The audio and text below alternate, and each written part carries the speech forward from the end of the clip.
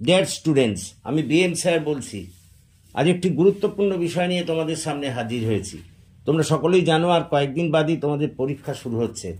সেই কারণে এইচএস পরীক্ষার রাষ্ট্রবিজ্ঞানের একটা লাস্ট মিনিট সাজেশন নিয়ে চলে এসেছি।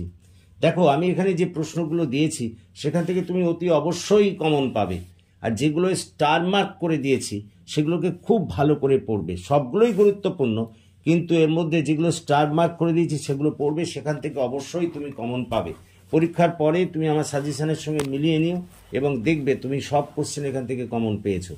দেখো, ওই আমি 5টা 6টা কোশ্চেন দিয়ে দেবো আর বলবো যে সব কমন আসবে, আর তারপর তুমি গিয়ে ওখানে কমন পাবে না, সেই নীতিতে আমি বিশ্বাসী নই।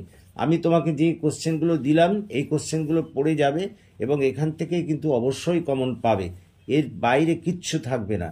দেখো, সেই কারণে আমি যে কোশ্চেনগুলো খুব খুব ইম্পর্টেন্ট তার জন্য আবার একটু স্টার মার্কও করে দিয়েছি, ওগুলো খুব ভালো করে দেখে যাবে। কিন্তু অন্যগুলো সমানই ইম্পর্টেন্ট, অন্যগুলোও কিন্তু তুমি দেখবে, এই নয় যে অন্যগুলো ছেড়ে দেবে, অন্যগুলোও দেখে যাবে। এই কোশ্চেনগুলো করলে কিন্তু তুমি একেবারে কমন পাবে। দেখো, আমি আজ 1 নম্বর যে কোশ্চেনটি দিয়েছি, আন্তর্জাতিক সম্পর্ক বলতে কি বোঝো, আন্তর্জাতিক সম্পর্কে বিকাশের ধারা আলোচনা করো এবং আন্তর্জাতিক সম্পর্ক ও আন্তর্জাতিক রাজনীতির মধ্যে সম্পর্ক আলোচনা করো। দেখো, এই যে প্রশ্ন দিয়েছি, প্রশ্নপত্র খুললেই তুমি দেখতে পাবে এই প্রশ্ন আছেই। তারপরে 2 নম্বরে দেখো যেটা দিয়েছি, বিশ্বায়নের সংজ্ঞা দাও, বিশ্বায়নের বিভিন্ন রূপ বর্ণনা করো, বিশ্বায়নের সুফল ও কুফল বর্ণনা করো। এই প্রশ্নটিও ততোধিক গুরুত্বপূর্ণ। এরপর দিয়েছি সত্যাগ্রহ সম্বন্ধে গান্ধীজির ধারণা আলোচনা করো, এটিও খুব খুব ইম্পর্টেন্ট প্রশ্ন। তারপর দিয়েছি মার্ক্সের ঐতিহাসিক বস্তুবাদ তত্ত্বটি আলোচনা করো। নেক্সট প্রশ্ন, মার্ক্সবাদের সূত্রগুলি আলোচনা করো। এরপর দিয়েছি দ্বিকক্ষ ও এককক্ষ বিশিষ্ট আইনসভার পক্ষে ও বিপক্ষে যুক্তি দাও। দেখো, এখানে আমি দুটো দিয়েছি, দ্বিকক্ষও দিতে পারে এককক্ষও দিতে পারে। দ্বিকক্ষ বিশিষ্ট অথবা এককক্ষ বিশিষ্ট আইনসভার পক্ষে বিপক্ষে তোমাকে যুক্তি লিখতে দেবে। এরপরটি মোস্ট ইম্পর্টেন্ট, কোশ্চেন খুললেই দেখতে পাবে, ক্ষমতা স্বতন্ত্রীকরণ বলতে কি বোঝো, এর পক্ষে ও বিপক্ষে যুক্তি দেখাও। কখনো কখনো এটাকে একটু ঘুরিয়ে দেয়, একই উত্তর, পূর্ণ ক্ষমতা স্বতন্ত্রীকরণ সম্ভব নয়, আর সম্ভব হলেও তা কাম্য নয়। এটিকে অবশ্যই ভালো করে দেখে যাবে। পরেরটা, ভারতের অঙ্গরাজ্যে রাজ্যপালের ক্ষমতা ও পদমর্যাদা আলোচনা করো। এটি তো খুব খুব ইম্পর্টেন্ট প্রশ্ন। পরের প্রশ্ন, ভারতের প্রধানমন্ত্রীর ক্ষমতা ও পদমর্যাদা বর্ণনা করো। এটিও ততোধিক গুরুত্বপূর্ণ, এটি এবারে আসবেই।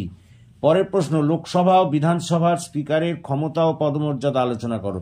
দেখো, আমি লোকসভা এবং বিধানসভা দুটো কক্ষেরই তোমার স্পিকারের ক্ষমতা দিয়েছি, একটা রাজ্যের আর একটা কেন্দ্রের।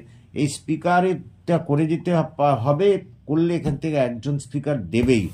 লোকসভার দুজনের ক্ষমতা প্রায় একই ধরনের, শুধু একজন কেন্দ্রীয় স্তরের আর একজন রাজ্য স্তরের। এর ক্ষমতা পদমর্যাদা খুব ভালো করে দেখে যাবে। পরেরটা, ভারতীয় পার্লামেন্টে আইন পাশের পদ্ধতি বর্ণনা করো। এবছরের জন্য এটি 100% শিওর কোশ্চেন, আসবেই। পরের প্রশ্ন, হাইকোর্টের গঠন, ক্ষমতা ও পদমর্যাদা বর্ণনা করো। এটিও খুব খুব গুরুত্বপূর্ণ প্রশ্ন। পরের প্রশ্ন, পার্লামেন্টের উভয় কক্ষের সম্পর্ক বর্ণনা করো।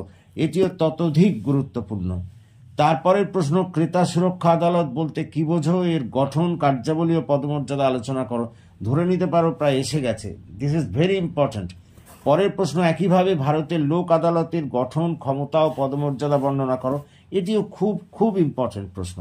এবং লাস্ট কোশ্চেনটা দিয়েছি সেটিও ভীষণ ইম্পর্টেন্ট এবারের জন্য, রাষ্ট্রের প্রকৃতি সম্পর্কে মার্ক্সের তত্ত্বটি আলোচনা করো। দেখো, এই হলো মোট সাজেশন। এই সাজেশন তুমি যদি করে যাও, এটা লাস্ট মিনিট সাজেশন, এরপরে আর নতুন করে কোনো সাজেশন হবে না।